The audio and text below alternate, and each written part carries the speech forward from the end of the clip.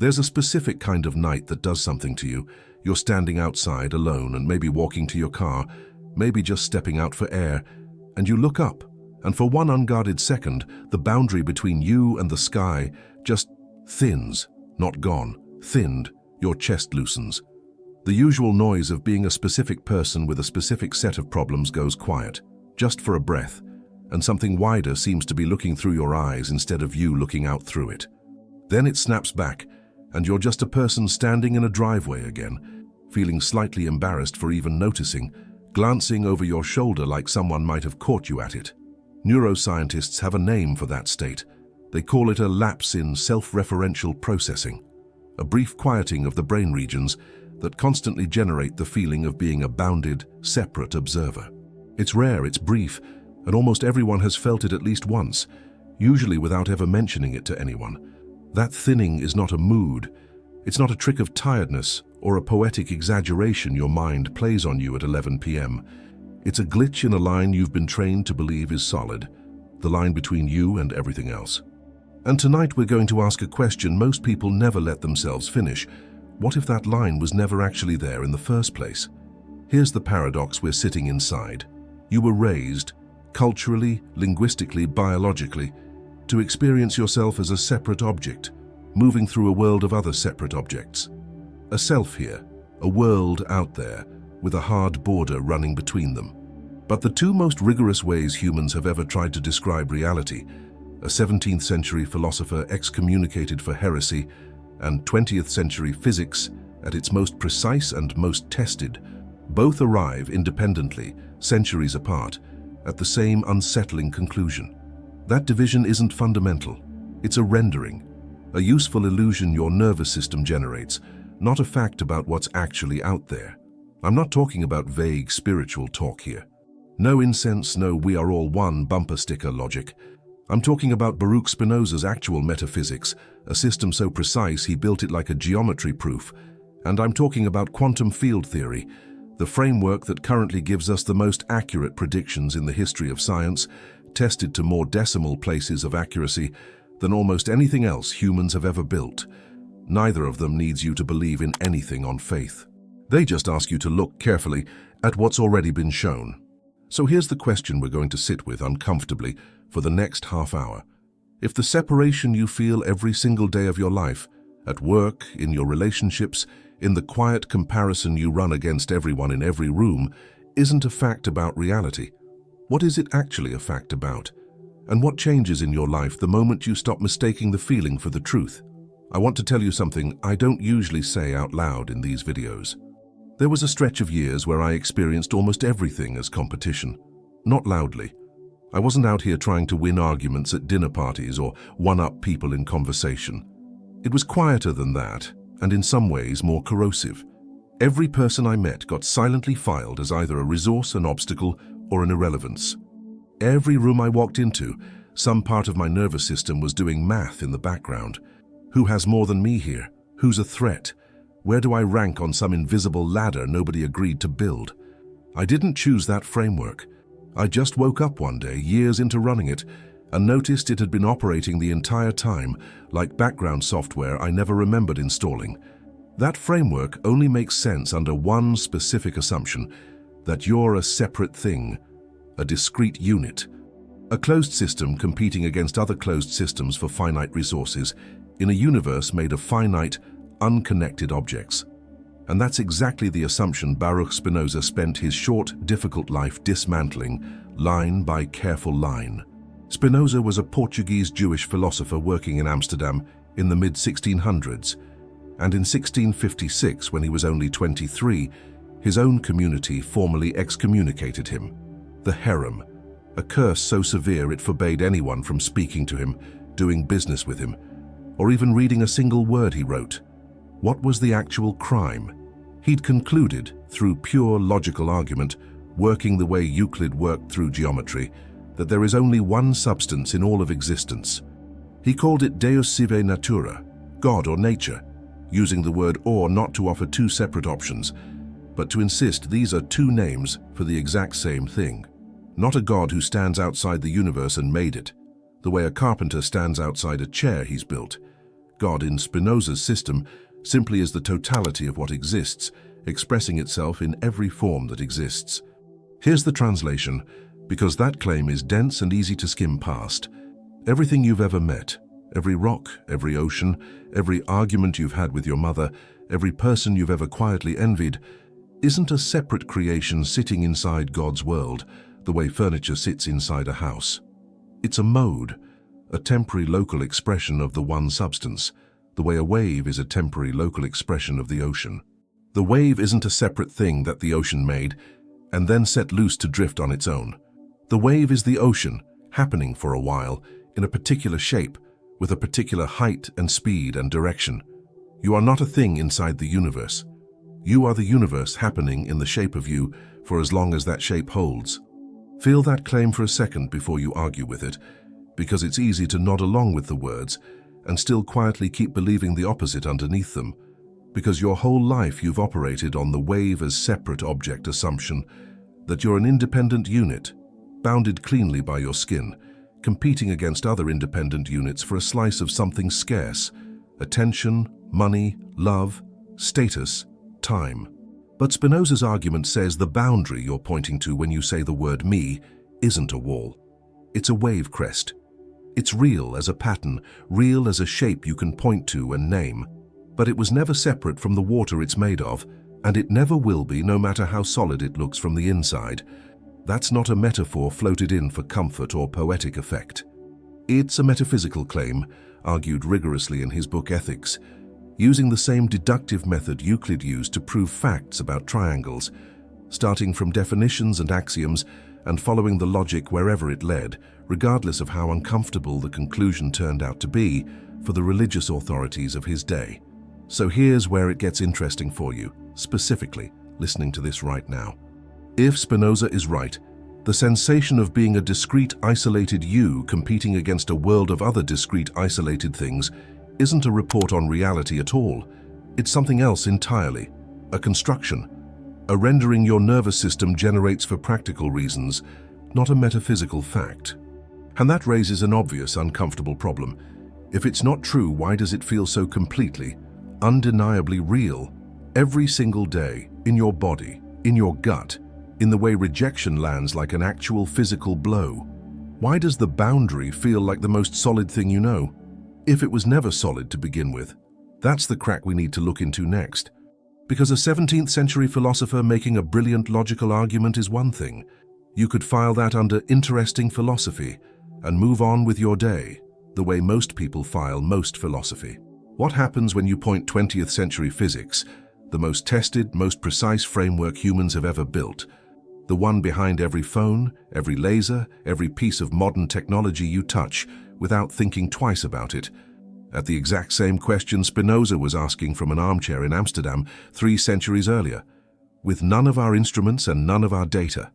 Picture a physicist in a darkened lab, sometime in the early 1900s, staring at a wall covered in a strange pattern of light and dark bands.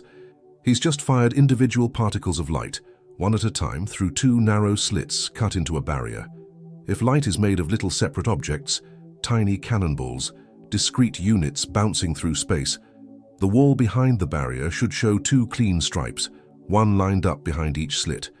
Instead, it shows a rippling pattern, dozens of alternating bands, the unmistakable fingerprint of a wave interfering with itself as it passes through. One particle, interfering with itself, as if it went through both slits simultaneously, as if at the deepest level available to observation, it was never really a separate little object traveling a single, definite path at all. This is the double-slit experiment, one of the most repeated, most confirmed experiments in the history of science, and it's the first real crack in the assumption that reality is made of separate objects bumping into each other across empty space. But the deeper story here isn't really about light, and it isn't really about slits. It's about what modern physics currently believes everything is made of, once you strip away the everyday vocabulary of particles and objects almost entirely. Quantum field theory, the actual working framework behind the standard model of particle physics, the one that predicts the outcomes of real laboratory experiments to 11 decimal places of accuracy, an almost absurd level of precision for any human theory, describes reality not as a collection of separate objects sitting in empty space, but as a small number of continuous fields that fill all of space, everywhere, all the time, with no gaps. There's an electron field, a photon field, a handful of others, one for each fundamental type of particle physics recognizes.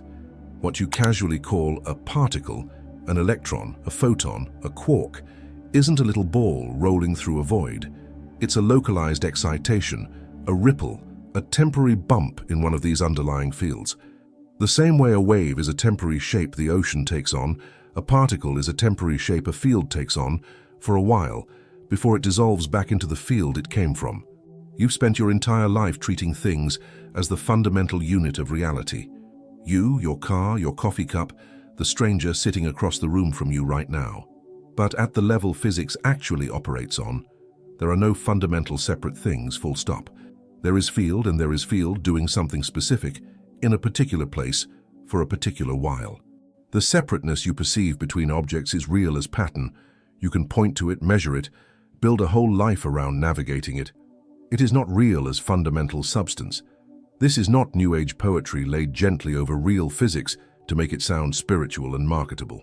This is the literal mainstream peer-reviewed description of matter used by every working particle physicist on Earth, taught in the same textbooks that gave us GPS satellites and MRI machines.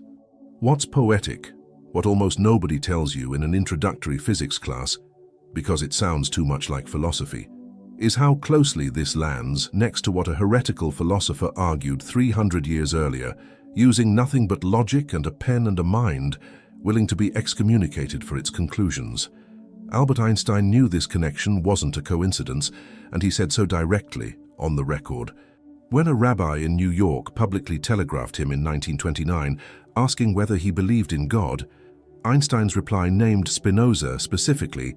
He said he believed in the God of Spinoza, who reveals himself in the orderly harmony of what exists, not a God who concerns himself with the individual fates and fortunes of human beings.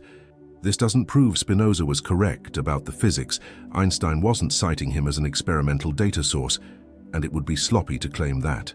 What it proves is narrower and honestly more interesting, that the physicist who single-handedly reshaped humanity's understanding of space, time, gravity, and matter looked directly at Spinoza's one-substance universe and recognized something structurally familiar sitting inside it. A universe governed by unified impersonal law, not populated by separate willful objects making independent choices in a void. There's a second physicist worth naming here, because he took the implication further than almost anyone working in the field was willing to go. David Bohm, one of the most serious and respected theoretical physicists of the 20th century, a collaborator of Einstein's, no fringe figure, proposed something he called the implicate order. The idea, stated plainly, is that beneath the world we perceive as separate objects arranged neatly in space, there exists a deeper level of reality where everything is enfolded together, undivided, compressed into a single underlying totality. What we experience as separate things arranged in space is simply that deeper order unfolded, made explicit, temporarily, the way a single hologram can be cut into pieces, and each piece still contains the whole image, compressed. Bohm's model doesn't just say particles are field excitations.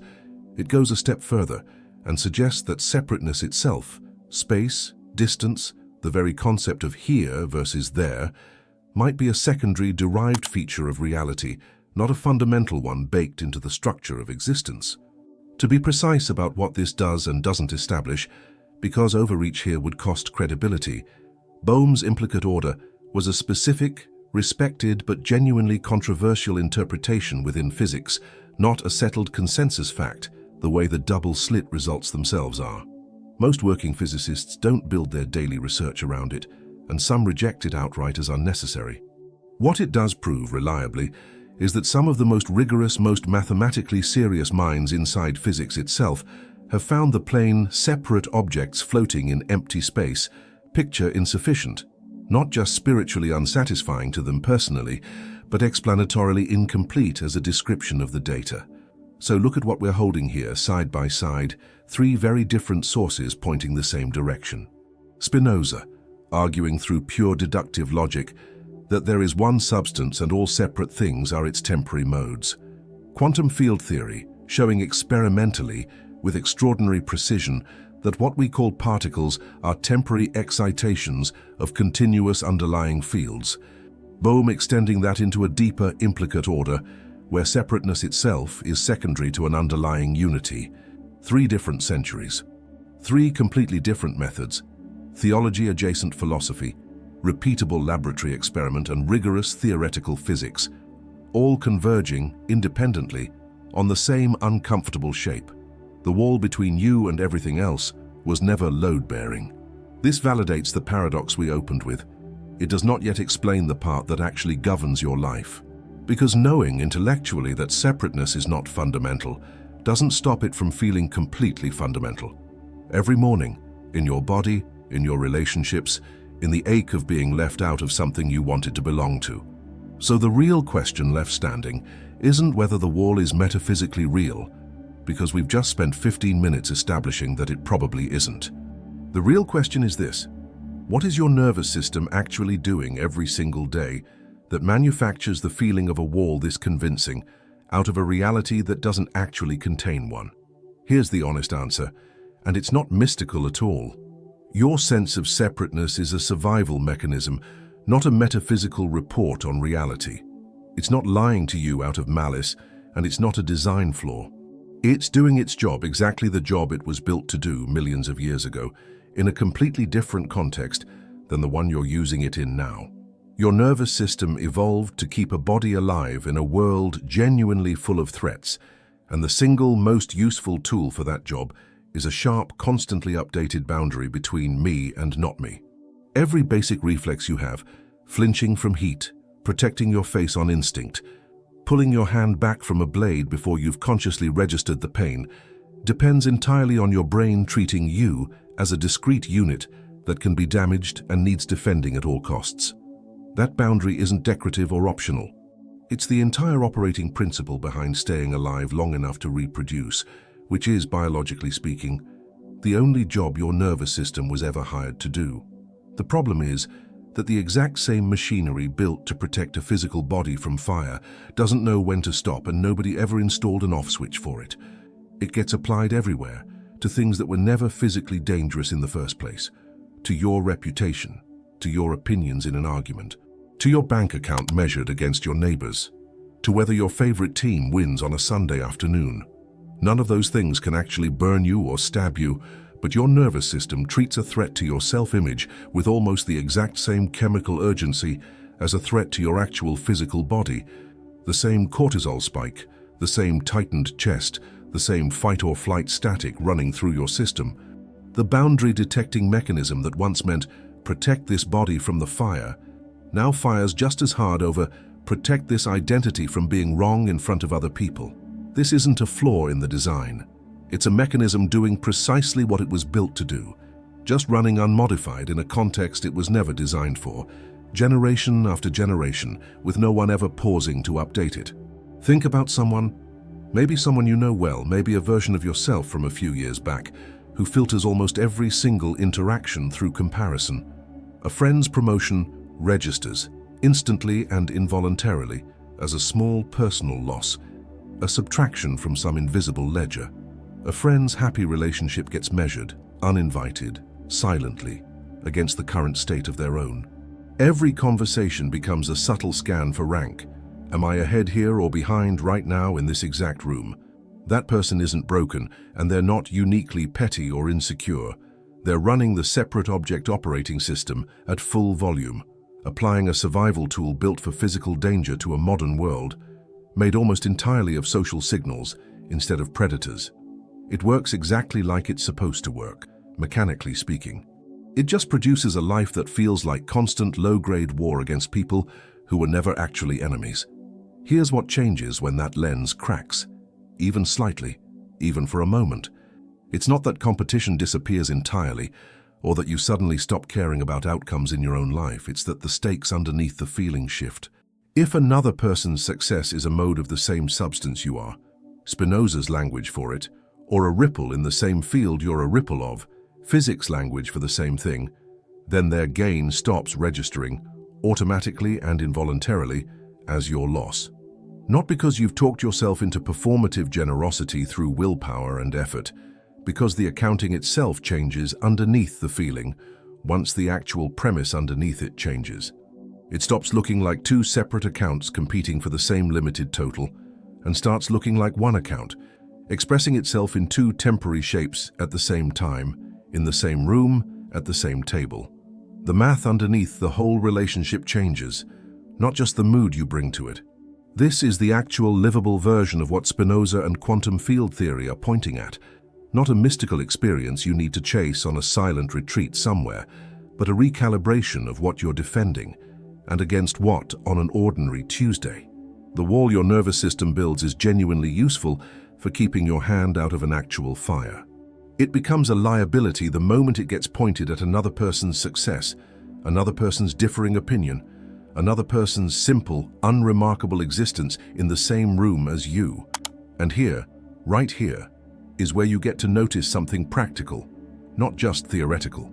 The next time you feel that familiar tightening, that quiet competitive flinch when someone else gets something good, you can ask a single specific question instead of automatically obeying the feeling.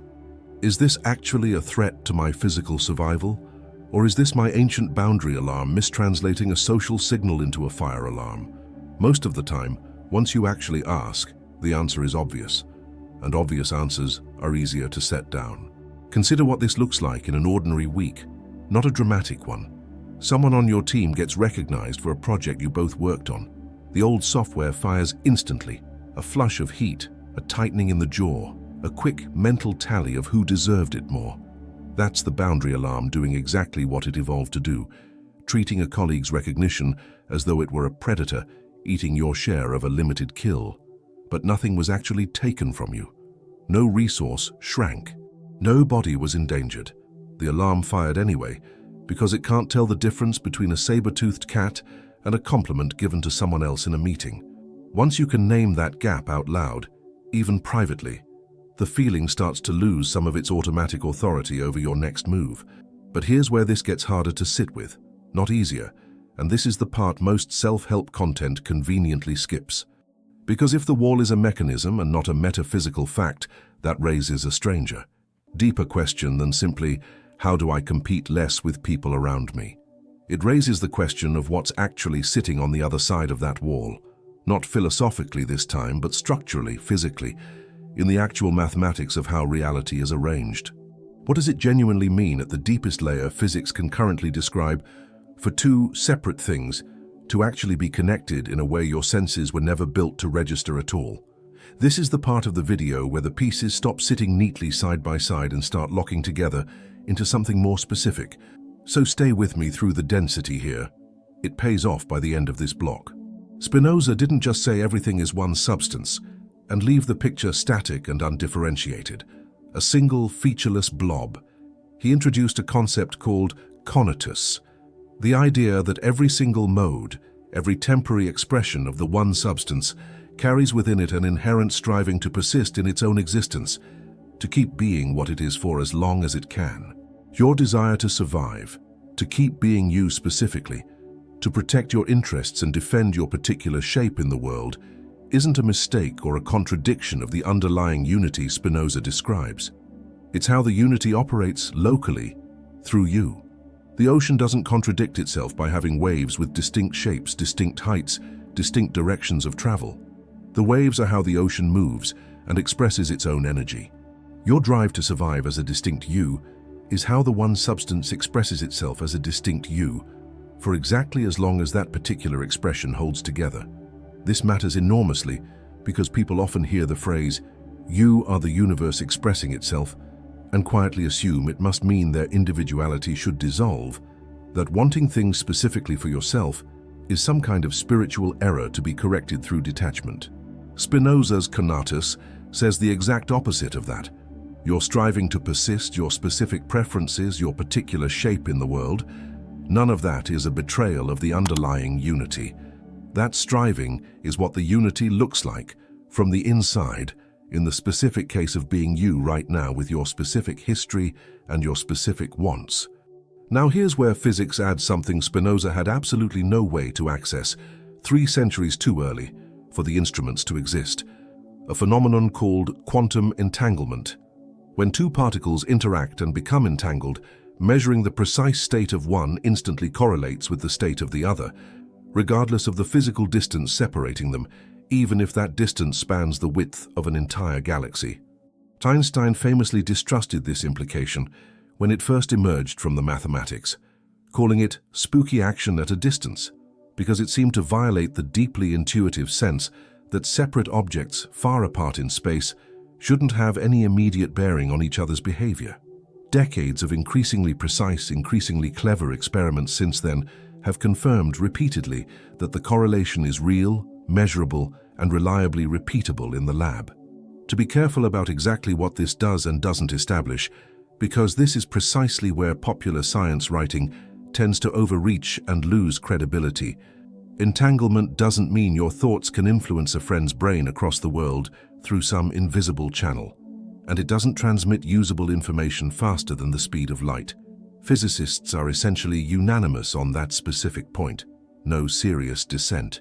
What it does prove, rigorously and repeatedly, is that the intuitive picture of separate objects with independent local properties unaffected by distance breaks down at a fundamental level of description. Two entangled particles do not behave like two separate coins that simply happen to match by coincidence. They behave like two expressions of a single underlying mathematical system described by one shared state, no matter how far apart they happen to be measured when the experiment is run. I'm not using entanglement here as literal proof that you and a stranger across the world are metaphysically linked in some mystical broadcast sense.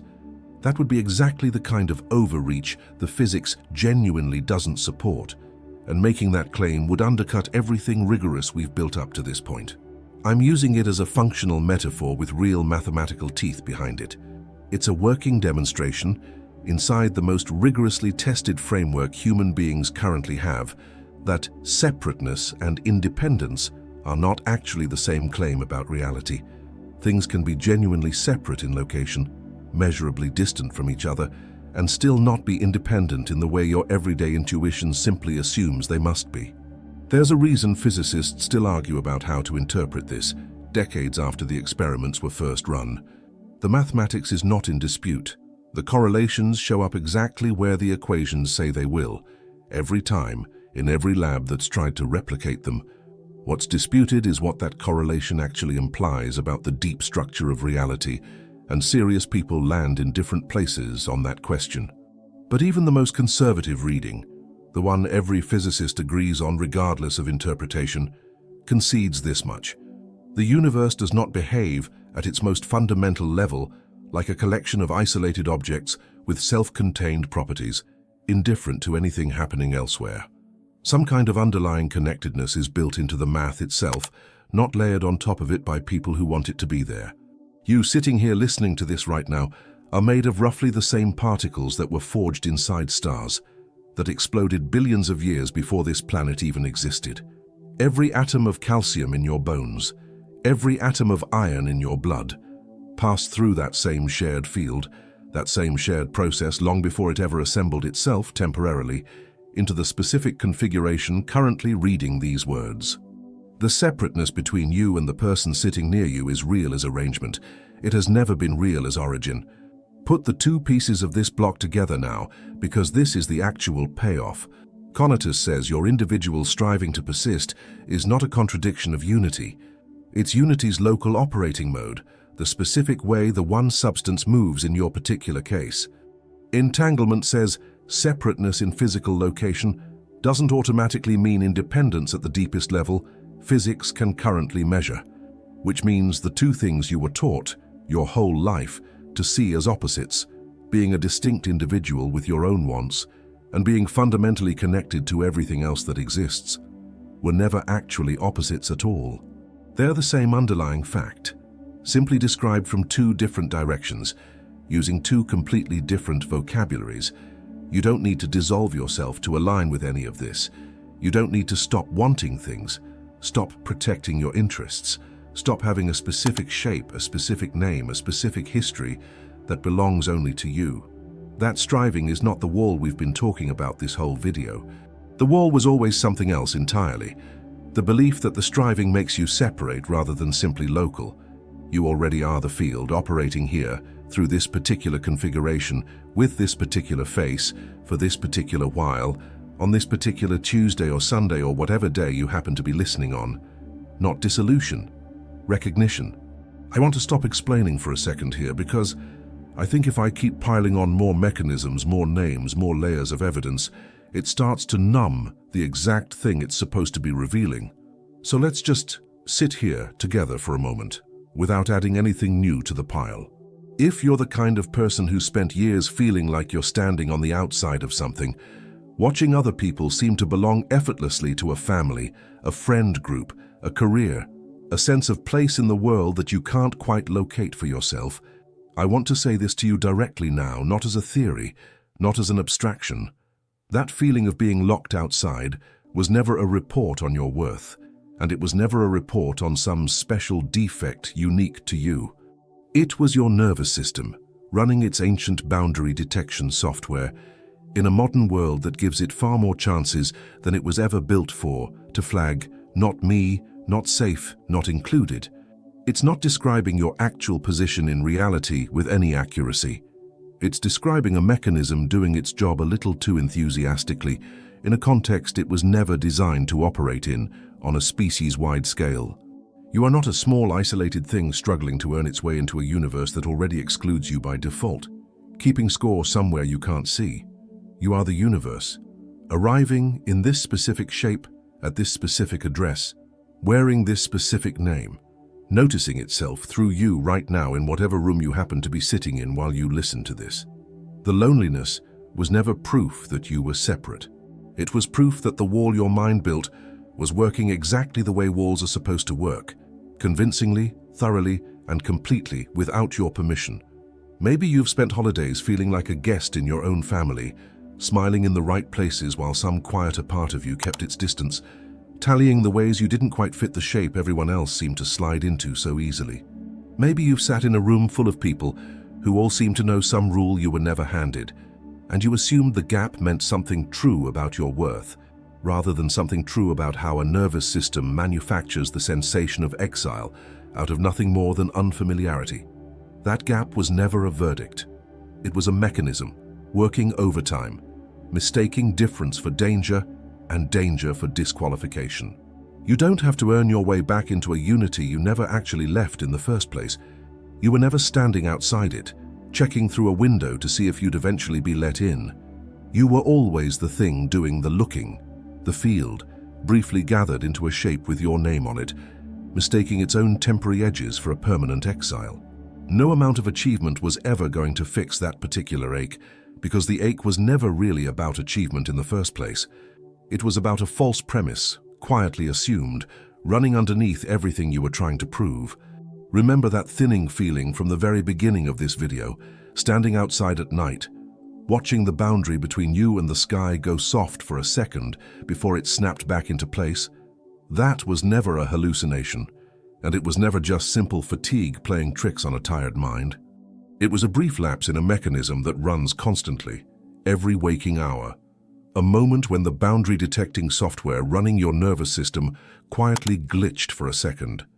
And what leaked through in that gap wasn't something new or foreign.